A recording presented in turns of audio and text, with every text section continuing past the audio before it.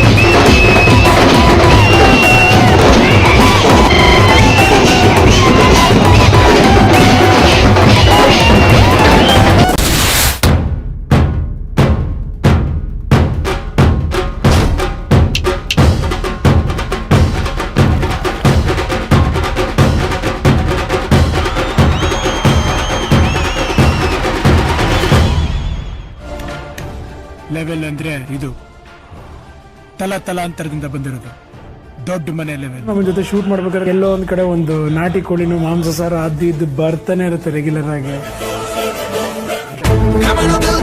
ನಿಮ್ಮ ಮತ್ತೆ ರಾಧಿಕಾ ಪಂಡಿತ್ ಅವರ ಒಂದು ಸೆಕೆಂಡ್ ಕಾಂಬಿನೇಷನ್ ಬಂದ್ರೆ ನನಗೆ ರಾಧಿಕಾ ಪಂಡಿತ್ ಪರ್ಫಾರ್ಮೆನ್ಸ್ ಇಂದಲೇ ಸಿಕ್ಕಾಬಿಟ್ಟೆ ಇಷ್ಟ. ಹೀರೋ ಪವರ್ಫುಲ್ ಆಗಿದ್ರೇನೆ ವಿಲನ್ಗೆ ಮರಿಯ.